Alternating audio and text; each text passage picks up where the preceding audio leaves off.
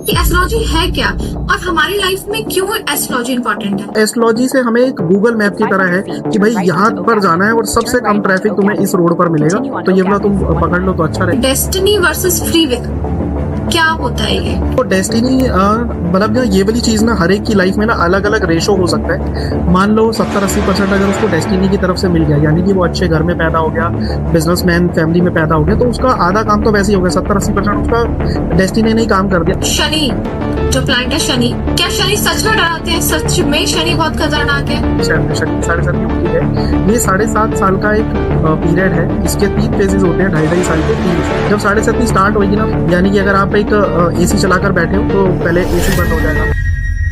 नमस्ते धीरज जी, बहुत बहुत स्वागत है आपका हमारे पॉडकास्ट चैनल में। जी बहुत तो बहुत शुक्रिया। मैं अपनी ऑडियंस को बता देना चाहती हूँ कि धीरज जी बहुत अच्छे लाइफ एडवाइजर हैं, वेलनेस कोच हैं और बहुत ही अच्छी वैदिक एस्ट्रोलॉजी के ज्ञाता हैं। तो धीरज जी थोड़ा बहुत अपने बारे में बताइए, थोड़ा सा इंट्रोड्यूस कीजिए अपने आप को। हाँ जी, बिल्कुल। मेरा नाम धीरज बोटानी है और मैं इससे पहले एस्ट्रोलॉजी से पहले मैं काफ़ी सारी कॉर्पोरेट कंपनीज़ में काम कर चुका हूँ, अलग-अलग। जैसे विप्रो हो गया, डेल हो गया, प्रोवाना, इन सभी कंपनीज़ में मैं पहले काम कर चुका हूँ। और उसके बाद मैं जर्मनी भी गया था कुछ टाइम के लिए, 3 साल मैंने अपने वहाँ पर भी बिताए। और फिर वहाँ पर भी मैंने एस्ट्रोलॉजी सीखी थी और उसके बाद मैंने प्रैक्टिस अभी यहाँ पर स्टार्ट करी है दिल्ली में। ठीक है धीरज जी, तो चले हमारे पहले क्वेश्चन की तरफ। हाँ जी, बिल्कुल। तो धीरज जी पहले तो आप एस्ट्रोलॉजी को थोड़ा सा इलाबोरेट करिए कि एस्ट्रोलॉजी है क्या और हमारी लाइफ में क्यों एस्ट्रोलॉजी इंपॉर्टेंट है। ठीक है। देखो, सबसे आसान शब्दों में जहाँ तक अभी तक मैं समझ पाया हूँ एस्ट्रोलॉजी को हम कैसे यूज़ कर सकते हैं। जैसे आपने अगर कभी गूगल मैप यूज़ करा हो, जैसे कि हमें कहीं पर भी पहुँचना है, हम फिर भी गूगल मैप लगा देते हैं। क्यों लगा देते हैं? ताकि हमें एटलीस्ट ये पता चल जाए कौन से रास्ते पे कितना ज़्यादा ट्रैफ़िक हमें मिलने वाला है, ठीक है? तो अगर एस्ट्रोलॉजी के थ्रू हमें लाइफ़ की जर्नी भी थोड़ा बहुत पता चल जाए कि यार इस रास्ते पे जाऊँगा तो मेरी मेहनत बहुत ज़्यादा लगेगी और आउटपुट हो सकता है उस मुताबिक ना हो। तो एस्ट्रोलॉजी में क्या होता है, हम ना बस ये देख लेते हैं कि कौन से हमारे स्ट्रॉन्ग प्लैनेट है, कौन से हमारे वीक प्लैनेट है। तो अगर हम स्ट्रॉन्ग प्लैनेट्स के बेस पर कुछ काम करते हैं तो हमारे सक्सेस रेशो जो है वो जल्दी मिलेगी और उसके चांसेस भी ज़्यादा है कि भाई जल्दी जल्दी हमने करा और हमें सक्सेस भी मिली, उसमें हमारी मेहनत कम इन्वॉल्व है। लेकिन अगर हम कोई ऐसा काम कर रहे हैं जो प्लानिटरी वाइज हमें उतना सपोर्ट नहीं कर रहे, कि जो हमारे वीक प्लैनेट है उसके अगर हम काम कर रहे हैं, तो हमारी जो मेहनत है वो बहुत ज़्यादा हो जाएगी और उसके बाद हमारा जो रिजल्ट है हो सकता है वो बहुत डिलेड मिले या हम तब तक खुद ही थक जाए।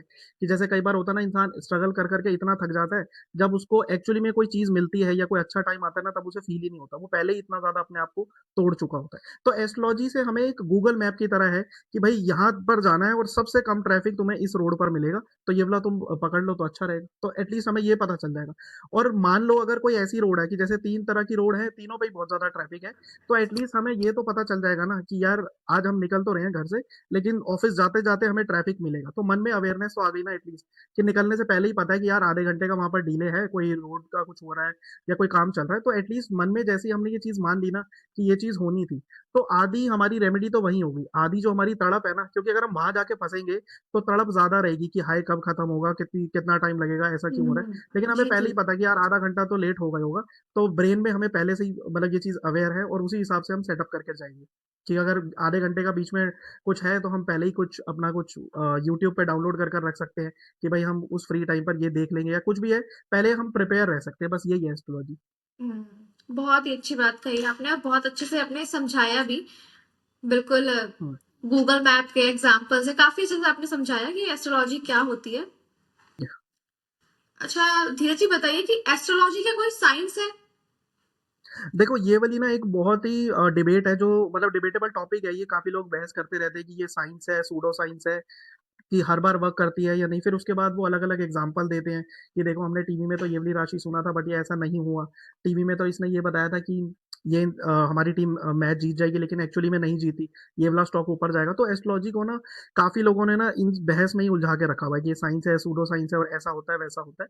अगर मैं इसका सबसे सरल आंसर दूँ ना इसको, इसको ना ठीक हमें वैसा समझना चाहिए जैसे नाना-नानी की कहानियाँ हम सुनते थे ना बचपन में, तो ये ठीक वैसे ही है कि मतलब ना एक कहानी के रूप में सुनो, चाहे सच है, चाहे झूठ है। जब हमें पता चल गया कि यार हमारे जीवन में जो पीड़ा आ रही है, ये इस वजह से आ रही है, इस प्लेनेट से आ रही है। जैसे ही हमें रीज़निंग मिल गई ना, आधी तड़प तो वहीं गायब, ठीक है?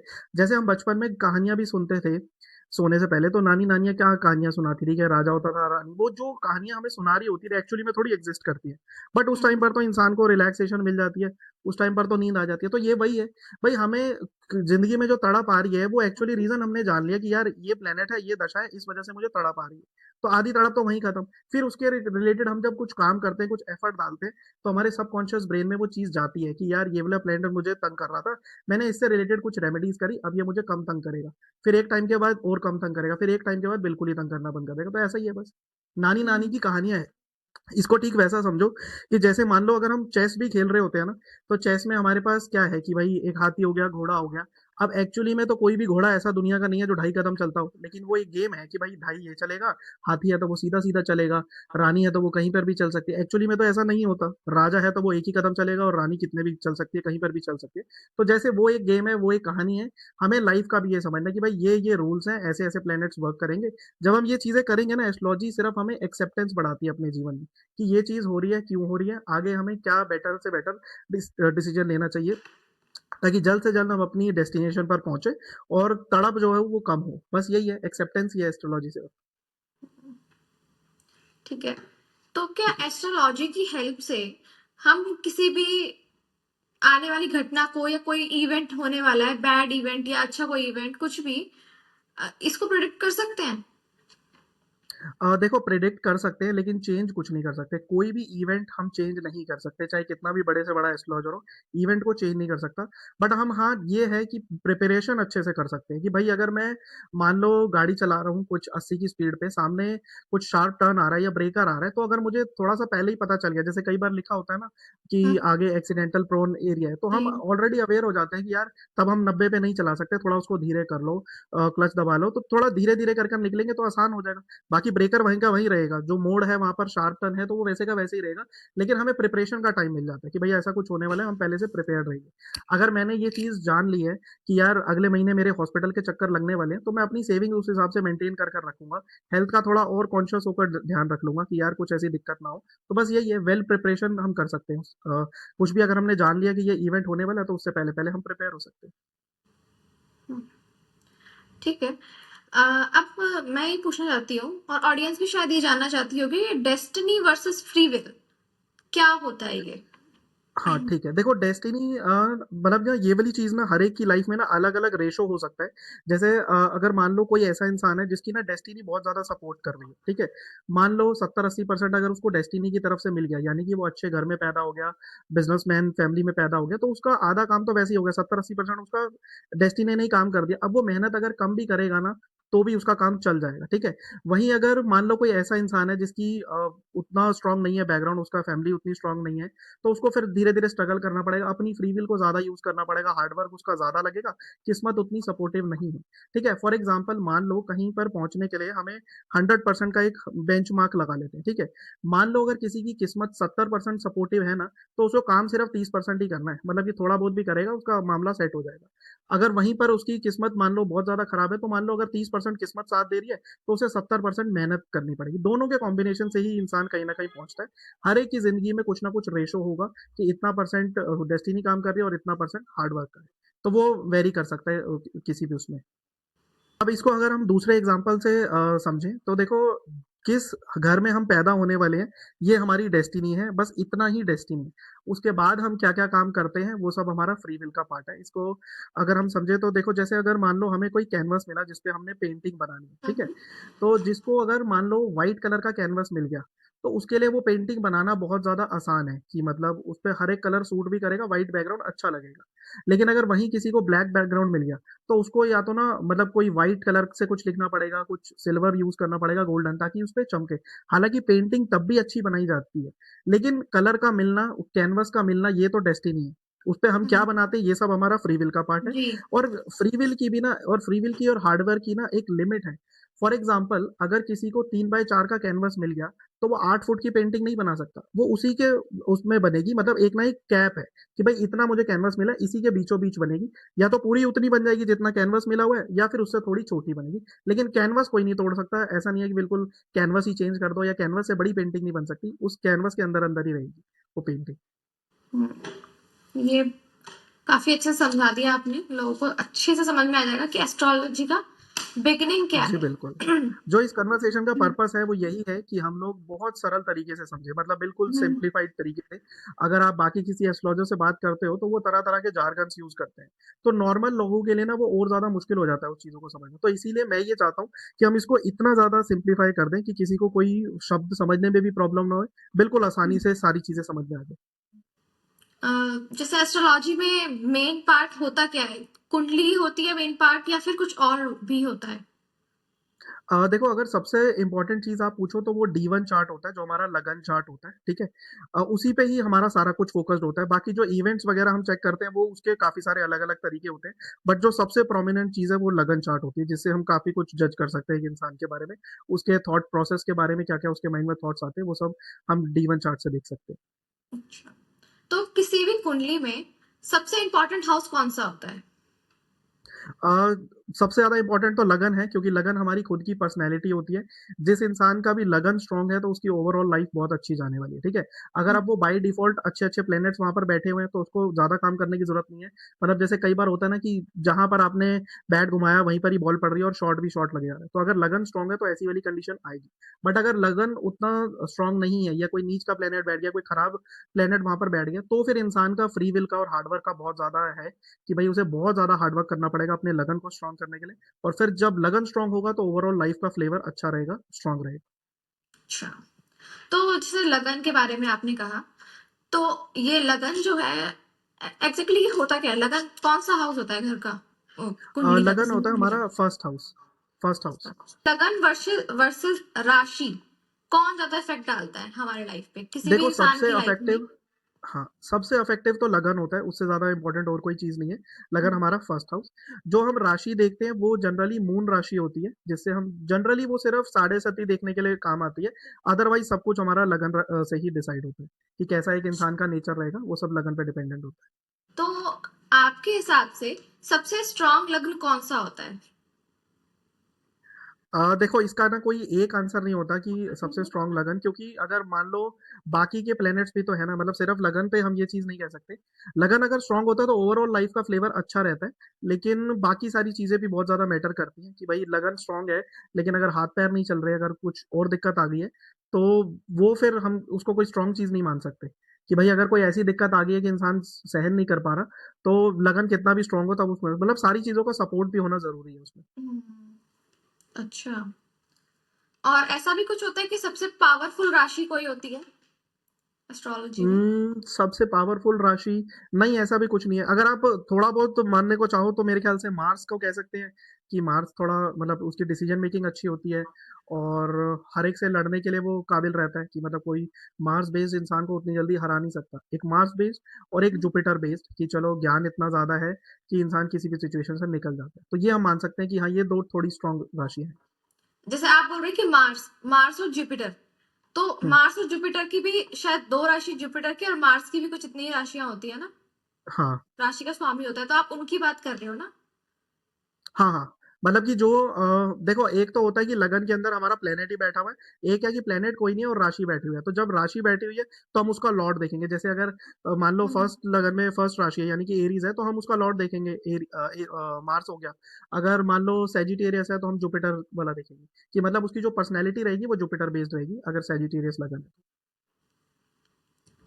और एस्ट्रोलॉजी में सबसे ज़्यादा लोग डरते हैं, सबसे ज़्यादा लोग शनि, जो प्लैनेट है शनि, उससे सबसे बिल्कुल। ज़्यादा डरते हैं। तो क्यों डरते हैं? मतलब ऐसा भी क्या है?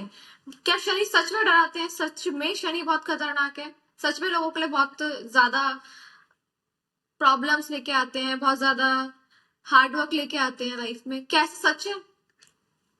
मैं इसको एक्सप्लेन करता हूँ धीरे-धीरे। देखो, साढ़े सती को ना, शनि की साढ़े सती को काफ़ी लोग ना इस पर्पज़ से यूज़ करते हैं कि आपके तो साढ़े सती चल रही है। मतलब जो उनके बोलने का तरीका है ना, वो ऐसा डरावना है कि इंसान पहले से ही डर जाए। फिर उसके बाद आपको ये पूजा करानी पड़ेगी, ऐसे-ऐसे करना पड़ेगा, ताकि वो मतलब ऐसा नहीं है कि सारे एस्ट्रोलॉजर्स ये करते हैं, बट कुछ एस्ट्रोलॉजर्स हैं जो इस तरीके से डराते हैं, ताकि वो कुछ पूजा वगैरह करवाएँ और फिर उसके थ्रू वो पैसे वगैरह निकलवाएँ, ठीक है? मैं अगर साढ़े सती को बहुत सिंपल शब्दों में आपको समझाऊँ ना कि श शनि की साढ़े सती होती है, ये साढ़े 7 साल का एक पीरियड है इसके 3 फेजेज़ होते हैं, ढाई-ढाई साल के 3, ठीक है? अगर इस मतलब एक टाइम के ऊपर ना साढ़े साती 3 अलग-अलग राशियों पे चल रही होती है, ठीक है? अगर अभी की हम बात करें तो साढ़े साती चल रही है हमारी एरीज़ पे चल रही है और मीन पे चल रही है और उससे पहले एक्वेरियस पे चल रही है, तो 3 राशियों के ऊपर चल रही है, ठीक है? अगर हम इसका फर्स्ट फेज़ देखें, तो इसको मैं एग्ज़ाम्पल के तौर पे अगर समझाऊँ, तो मान लो जब साढ़े साती स्टार्ट होती है ना, फॉर एग्ज़ाम्पल कि इंसान एक कंफर्टेबल सिचुएशन पे बैठा हुआ है, तो उसके हाथ से ना धीरे-धीरे चीज़ें जाएँगी। फॉर एग्ज़ाम्पल मान लो गर्मी का टाइम है, इंसान अपने एसी-वेसी चलाकर कमरे में बैठा हुआ है, ठंडा-ठंडा जूस भी आ रहा है, लोग भी बैठे हुए हैं बातचीत के लिए। जब साढ़े साती स्टार्ट होएगी ना, तो धीरे-धीरे जो कम्फ़र्ट की चीज़ें हैं ना, वो कम होने लग जाएँगी और डिस्कम्फ़र्ट बढ़ने लग जाएगा। यानी कि अगर आप एक एसी चलाकर बैठे हो तो पहले एसी बंद हो जाएगा। अब एसी का बंद हो जाना कोई ऐसा नहीं है कि बहुत ज़्यादा हम उससे परेशान हो जाएँगे। बट हाँ, कुछ ना कुछ तो डिस्कम्फर्ट है ना कि जहाँ पहले मुझे कूलिंग महसूस हो रही थी, अब मुझे वो नहीं महसूस हो रही। फिर जब एसी बंद हो जाएगा कुछ टाइम के बाद हो सकता है जो फैन चल रहा था वो भी स्लो हो जाए, जो कूलर आपने लगा रखा था वो भी स्लो हो जाए, धीरे-धीरे लोग भी उठने लग जाएँ, जो आपके लिए ठंडा-ठंडा पानी जूस आ रहा था वो भी बंद हो जाए। तो जब ये फर्स्ट फेज़ है, फिर जब सेकंड फेज़ होता है ना वो सबसे ज़्यादा प्रॉब्लमैटिक होता है। सेकंड फेज़ ये समझ लो कि आपको किसी ने धूप में खड़ा कर दिया, जहाँ लू भी चल रही है, खाने-पीने का भी कुछ नहीं है और आप बिल्कुल कड़क धूप के अंदर खड़े हो, वो हमारा सेकंड फेज़ है। फिर उसके बाद धीरे-धीरे वो कम होता रहता है, मतलब कि एक ऐसी उसकी पीक बनती है, जो अपना सेकंड फेज़ होता है वो सबसे ज़्यादा डिफ़िकल्ट होता है। बट शनि की साढ़े साती से घबराने की कोई दिक्कत वाली ऐसी कोई बात नहीं है, जैसा लोग घबराते हैं। कुछ ना कुछ ये समझ लो कि ना साढ़े साती आपको सिखा कर जाती है। लाइफ़ आपका ना पूरा जो नेचर होता है, जो पर्सपेक्टिव होता है ना परसेप्शन जो बनाए रखे होते हैं, वो सब चीज़ें चेंज हो जाती हैं, ठीक है? जब साढ़े साती हमारी बीतती है तो। और बीतने के दौरान ना जब साढ़े साती हमारी चल रही होती है ना, तो ये मानकर चलो हमारा ना कोई भी काम ना एक बारी में नहीं बनता। मान लो अगर मैं कभी कोई गवर्नमेंट का कोई पेपर वगैरह बनवाने जाऊँ, तो वहाँ पर वो बंदा ही नहीं बैठा होगा या ऑफ़िस ही बंद मिलेगा। कोई रेलवे की टिकट बुक कर रहा हूँ, तो वेबसाइट घूम जाएगी। कुछ ना कुछ होता रहेगा कि मतलब जब दूसरी या तीसरी बारी में हमारा काम होता है, तो हमें साइकोलॉजिकली ये समझना है, साढ़े साती के टेन्योर में अगर तीसरी बार में भी मेरा काम हो रहा है ना, तो भी मेरे को अंदर से रिलैक्स्ड फ़ील करना है कि हाँ, मेरा काम हुआ। उसको पहली बार समझ लो, ताकि साइकोलॉजिकली परेशानी थोड़ी कम हो। ठीक है? जो एक्चुअल परेशानी है, मैं ये नहीं कह रहा कि एक्चुअली परेशानी नहीं होती, वो एक्चुअल परेशानी भी होती है। फॉर एग्ज़ाम्पल अगर 30-40% एक्चुअली हो रही है ना एक्सटर्नल एनवायरनमेंट के अंदर, हमारे ब्रेन में वो 70-80% तक दिखेगी। हर चीज़ में ना हाय तौबा मची रहेगी कि हाय मेरा ये काम नहीं हो रहा, हाय मेरा वो काम नहीं हो रहा। और साढ़े सती के साथ अगर कुछ ऐसा और टाइम आपका आ जाए कि केतु की भी दशा आ जाए, राहु की भी दशा आ जाए, तो फिर वो और ज़्यादा प्रॉब्लमैटिक होती है कि एक तो पहली साढ़े सती में दिक्कत हो रही थी और बट कोई भी टाइम है ना देखो बुरे टाइम की भी ना अच्छी बात ये है कि वो भी एक दिन बीत जाता है। अच्छे टाइम की बुरी बात ये है कि वो भी एक दिन बीत जाता है, ठीक है? तो ये जो जी। टाइम है जो साढ़े सती का फ़ेज़ है या कोई भी दशा हो गई जो प्रॉब्लमैटिक टाइम है ना, तो उसको ये समझ लो कि वो आपका लर्निंग का टाइम है। जो इंसान उस टाइम पर लर्न करता रहेगा ना, वो जब अच्छा टाइम आ जाएगा ना, फॉर एग्ज़ाम्पल जब बैटिंग का टाइम आ जाएगा ना, तो फिर वो अच्छे से बैक टू बैक शॉट लगा सकता है। बट मेक श्योर कि जो खराब टाइम है, उसमें हमने कुछ ना कुछ स्किल सीखी हो, कुछ ना कुछ अपने आप को और ज़्यादा डेवलप करा हो।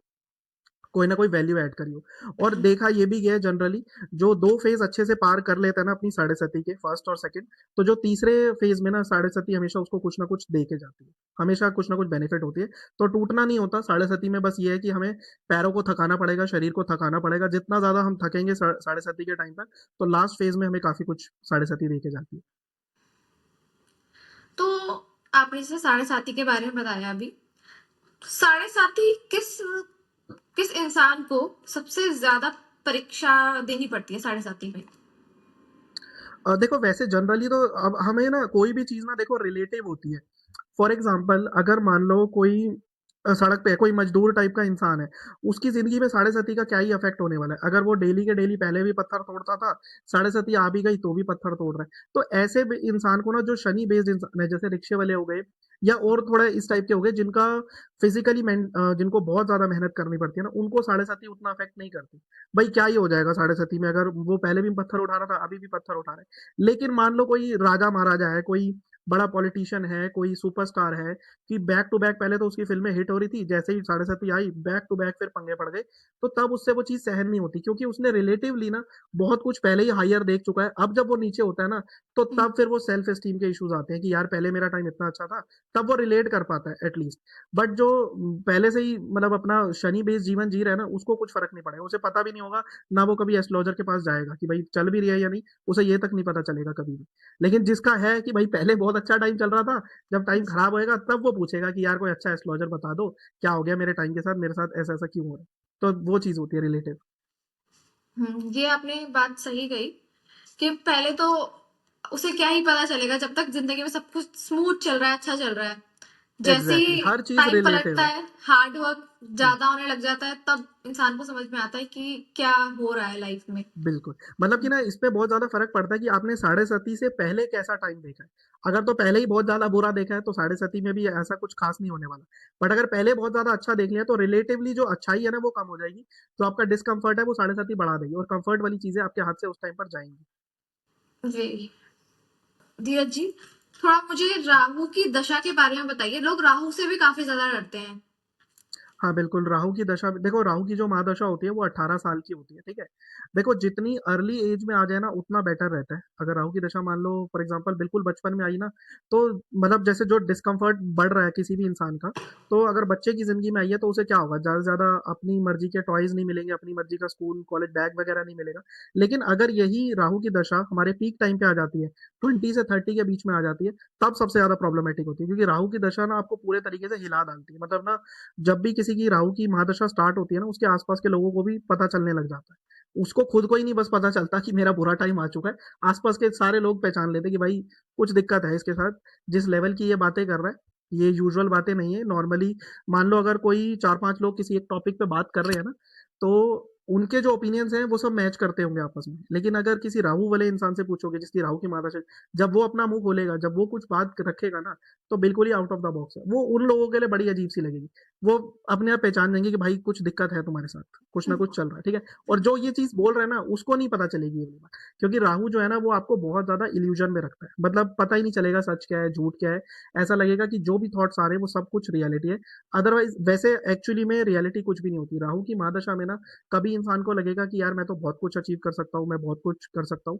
फिर अगले दिन हो सकता है लगे कि यार सब कुछ ही खराब हुआ पड़ा है, लाइफ पूरी खराब हुई पड़ी है, ठीक है।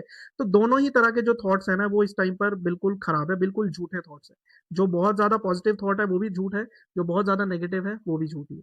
तो इंसान इल्यूजन में ही रहता है राहु की दशा में, ठीक है। राहु की दशा में ना सबसे ज्यादा जो अच्छी चीज है ना करने वाली वो ये है कि ना जहां पर भी कुंडली में केतु बैठा ना, आप बस केतु के प्रति ना सबसर्वेंट हो जाओ, ठीक है। केतु की रेमेडीज जिस भी इंसान ने कर ली ना अपने अंदर, अगर केतु तत्व जगा लिया, तो राहु अल्टीमेटली बहुत पॉजिटिव हो जाता है, ठीक है। वो डिपेंड करता है वैसे राहु कौन से हाउस में भी बैठा हुआ है, बट अल्टीमेटली राहु थोड़ा सा प्रॉब्लमेटिक है, थोड़ा मेलिफिक प्लेनेट है।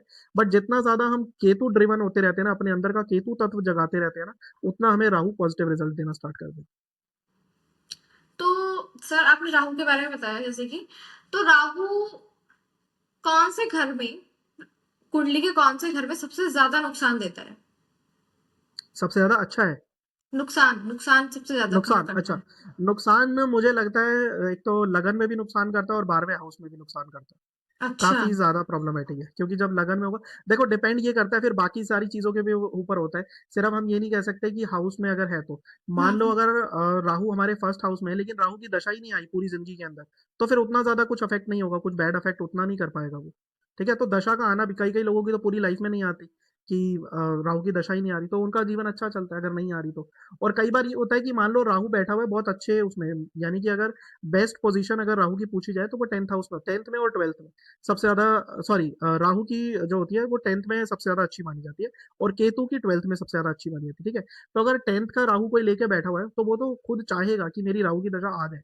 क्योंकि जब राहु की दशा 10th में आएगी ना, तो फिर वो इंसान को बहुत ऊपर पहुंचा देती है। मतलब एकदम से कहीं पर भी विदेश वगैरह भी वो सेटल हो सकता है, बहुत अच्छा लाइफस्टाइल उसका रहेगा अच्छा। अगर 10th में है राहु। और बाकी सारे प्लैनेट्स अगर ठीक ठाक है, मतलब ऐसा नहीं है कि कोई बहुत ज्यादा तंग करने वाला है, तो राहु अच्छा माना जाता है 10th हाउस में। और अगर उसकी दशा आ जाती है तो फिर और अच्छा हो जाता है। मैंने ग्रहों की कुछ डिग्री के बारे में भी सुना है। हम्म। अगर राहु किसी के घर में, जैसे आपने बताया कि कौन सा हाउस सबसे बेकार होता है राहु, 11th में, फर्स्ट में भी बेकार है और 12th में भी बेकार ही है। 12th में ना, अगर किसी के 12th हाउस में बैठा है लेकिन उसकी बहुत जो पावर है वो बहुत कम है, डिग्री बहुत ज्यादा कम है, तो कुछ इफेक्ट करेगा वो उसको? हाँ तो फिर उतना नहीं करेगा। मान लो देखो किसी की भी ना डिग्री होती है पहले 1 से लेके 15 तक, 15 पे हाईएस्ट होती है। फिर वैसे जो मैक्सिमम होती है वो 30 तक होती है लेकिन 15 पे हाईएस्ट है। ये भी ऐसे ही बेल की तरह ही है, ठीक है, कि ये 15 तक जाएगा फिर उसके बाद नीचे नीचे जाता है। हालांकि डिग्री उसकी बढ़ती रहती है लेकिन जो उसकी इंपॉर्टेंस है, जो उसकी पावर है वो कम होती रहती है। 15 पे हाईएस्ट है लेकिन 30 पे फिर लोएस्ट पे आ जाता है वो, ठीक है। 1 पे भी लोएस्ट है और 30 पे भी लोएस्ट है। तो ऐसे करके वो चलती है उसकी पावर। जितनी ज़्यादा पावर होगी फिर उस वो अपने हिसाब से अपने रिज़ल्ट देगा। अगर अच्छी जगह पर बैठा है और पावर ज़्यादा है तो बहुत अच्छा करेगा, और अगर मान लो खराब जगह पे बैठा हुआ है और पावर उसकी ज़्यादा है तो फिर वो बहुत ज़्यादा खराब करेगा। ठीक है। 2026 में कौन सी राशियां जो है वो चमकने वाली है कुछ? देखो कोई अच्छा। सी भी राशि सुनते हो ना आप, लगेगा कि ये हमारे बारे में ही बात हो रही है। टीवी में जो भी राशि आ रही होगी ना, कोई सी सुनने बैठ जाओ लगता है हमारे बारे में ही बात हो रही है। तो जो D1 चार्ट है ना उस पे सब कुछ डिपेंडेंट होता है, और जो हमारी दशा वगैरह है, जो साल से इतना कुछ अच्छा कोई अच्छा, खास फर्क नहीं कुछ पड़ता। कोई फर्क नहीं पड़ता मतलब। हम्म। तो धीरज जी थोड़ा सा बताइए कि किसी के चार्ट को देख के, कुंडली को देख के हम ये पता कर सकते हैं कि उसका मन कहाँ ज्यादा लगेगा या फिर उसका नेचर कैसा होगा? हाँ, बिल्कुल। देखो मन को कभी भी देखना है ना तो सबसे पहले मून की प्लेसमेंट देखो। जिस भी हाउस में मून है ना, उसी से रिलेटेड ही इंसान का सबसे ज़्यादा मन लगेगा। फॉर एग्ज़ाम्पल अगर मान लो किसी का मून फर्स्ट हाउस में है, तो उसका ना अपने में ही मन सबसे ज़्यादा लगेगा। जैसे कुछ लोगों की पर्सनैलिटी होती है ना कि किसी और की मेरे को ज़्यादा ज़रूरत नहीं है, मैं खुद में ही खुश हूँ। तो अगर मून फर्स्ट हाउस में है तो इसमें अपने में ही बंदा खुश रहेगा। फॉर एग्ज़ाम्पल अगर सेकंड में है तो सेकंड हाउस हमारे खाने-पीने का होता है। तो ऐसे इंसान को खाने-पीने का बहुत ज़्यादा शौक होगा कि अलग-अलग वैरायटी का फूड ट्राई कर ले, या फिर सेकंड हाउस की जो दूसरी सिग्निफिकेंसेस हैं, एक खाना हो गया, और ये भी होता है हमारा संचित धन, कि उसको सेविंग्स का बहुत ज़्यादा शौक है, मतलब बंदा खर्चता ही कुछ नहीं है, सिर्फ सेव ही करता रहता है, ऐसा भी हो सकता है।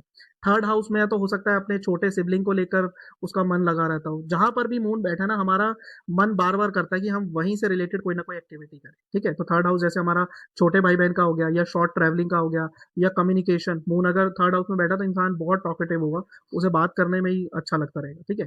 फोर्थ हाउस में बैठा है तो अपने ओरिजिनल घर में या मदर में काफ़ी ज़्यादा उसका वो रहेगा कि मैं बार-बार मम्मी से बात करता रहूँ, मन वहीं पे लगा रहेगा।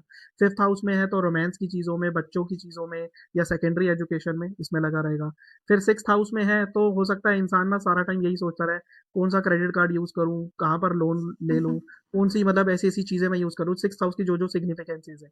फिर सेवंथ हाउस में है तो उसके मन में सारा दिन पार्टनर-पार्टनर चलता रहेगा कि अपनी वाइफ़ के साथ ज़्यादा बातें करनी है। एट्थ हाउस में है तो हो सकता है इन-लॉज़ में काफ़ी ज़्यादा हो कि भाई मेरे को अपने सास-ससुर से बात करनी है, या फिर एट्थ हाउस होता है हमारी हिडन चीज़ें भी होती हैं, एस्ट्रोलॉजी, अकल्ट साइंस, ये सब चीज़ें भी उसमें इंटरेस्ट हो सकता है, या हिडन चीज़ें हो सकती हैं, माइनिंग वगैरह में इंटरेस्ट हो सकता है। नाइन्थ हाउस में है तो फिर फादर में हो सकता है, रिलीजन में हो सकता है, गुरु में हो सकता है, काफ़ी ज़्यादा इंटरेस्ट। और 10th में है तो इसका मतलब उसको, जैसे कई लोग होते हैं ना कि बहुत ज़्यादा वर्कaholic होते हैं, अपने काम से ही उसको बस मतलब है कि मतलब घर में क्या हो रहा है उसको कोई मतलब नहीं है। मून 10th हाउस का यही होता है कि हर टाइम मन में बस काम-काम लगा रहता है, ठीक है?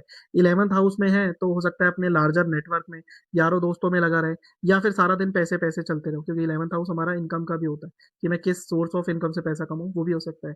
12th हाउस में है तो फिर हो सकता है विदेश के बारे में काफ़ी ज़्यादा सोचता हो, या बेड प्लेजर्स के बारे में काफ़ी ज़्यादा सोचता हो, या सोने में बहुत ज़्यादा हो कि हाय मुझे नींद आ रही है, बार-बार उसको नींद ही आती रहेगी, जो 12th हाउस की सिग्निफिकेंसेस है। तो इस तरीके से हम चेक कर सकते हैं मून जहाँ पर भी बैठा है ना, वहीं से रिलेटेड हमें एक्टिविटीज़ करने में सबसे ज़्यादा मज़ा आता है। हुँ।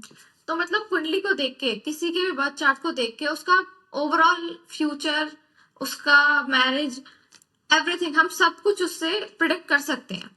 मन भी इवन से देखो प्रिडिक्ट कर सकते वो हैं। तो एक हो गया एस्ट्रोलॉजिकल पॉइंट ऑफ व्यू हो गया कि हाँ, हम कुंडली देख के प्रेडिक्ट कर सकते हैं। बट सोचो अगर किसी इंसान का डेट ऑफ बर्थ नहीं है और टाइम नहीं पता, तो एज़ अ कंसल्टेंट भी इंसान बहुत कुछ जज कर सकता है, चेहरे से भी बहुत कुछ जज कर सकता है, उसकी जो रोज़मर्रा की एक्टिविटीज़ हैं। फॉर एग्ज़ाम्पल अगर मान लो कोई ऐसा इंसान है, डेट ऑफ बर्थ आप छोड़ दो उस इंसान का, पता है या नहीं पता। मान लो कोई एक ऐसा इंसान है जो रोज़ अपना अल्कोहल ड्रिंक करके ड्राइव कर रहा है, तो इसकी प्रेडिक्शन कोई कुंडली की तो ज़रूरत नहीं है, इसकी तो कोई भी प्रेडिक्ट कर देगा कि भाई ये एक ना एक दिन एक्सीडेंट में इसका होगा काम। जब तक नहीं हो रहा तब तक वो करे जा रहा है, करे जा रहा है। तो कुछ चीज़ें ऐसी हैं, अगर हमने उनका पैटर्न भी जान लिया ना तो हमें कुंडली देखने की ज़्यादा ज़रूरत नहीं है। अगर कोई बच्चा है जो दिन-रात टीवी देखे जा रहा है, बिल्कुल पढ़ाई नहीं कर रहा, तो अब उसके क्या चांसेज़ हैं कि उसको जॉब लगेगी या नहीं लगेगी? भाई जब वो उससे रिलेटेड कोई प्रिपरेशन ही नहीं कर रहा, कोई फॉर्म नहीं दे रहा, कोई इंटरव्यू नहीं दे रहा, तो नहीं लगने वाली, इसके लिए कुंडली की हमें रिक्वायरमेंट नहीं है। तो एज़ अ कंसल्टेंट इंसान क्या करता है, वो 360 डिग्री पर्सपेक्टिव देखता है कि भाई चलो कुंडली है तो कुंडली देख लिया, नहीं तो उसकी एक्टिविटीज़ पूछ ली कि भाई बताओ अपनी दिनचर्या, तुम क्या करते हो? हफ्ते का आप रूटीन बताओ। तो उससे भी काफ़ी कुछ जज हो सकता है। हुँ। ये काफ़ी अच्छे से आपने समझा दिया कि जिनके पास कुंडली भी नहीं है, वो भी आप उनके बारे में भी बता सकते हो। बिल्कुल। हुँ। देखो ये एक प्रेडिक्शन का गेम है कि भाई एज़ अ कंसल्टेंट अगर कोई इंसान मुझे बता रहा है कि ये मेरी दिनचर्या है, तो उसका फ्यूचर तो बहुत ही ज़्यादा आसान है बताना कि भाई ये तेरी दिनचर्या है, तू दिन-रात ये वाला काम करता है, तो क्या हो सकता है तेरे साथ ज़्यादा से ज़्यादा? जो हुँ। ड्राइव ज़्यादा कर सकता है, उसके साथ यही हो सकता है कि यार तू थोड़ा केयरफुल रह के ड्राइव करा कर, अल्कोहल मत पिया कर, यही बोल सकते हैं उसको। जी, जी, बिल्कुल ठीक। काफी अच्छा रहा, काफी नॉलेजेबल था और लोगों को मुझे लगता है कि काफी चीजें 90% तक चीजें काफी अच्छे से समझ आ जाएंगी क्योंकि आपने एक एक चीज बहुत बारीकी से और इलाबोरेट करके समझाई है। तो थैंक यू सो मच धीरज जी हमारे पॉडकास्ट में आने के लिए, हमारे साथ जी, कनेक्ट होने बहुत-बहुत के शुक्रिया। लिए। बहुत-बहुत शुक्रिया।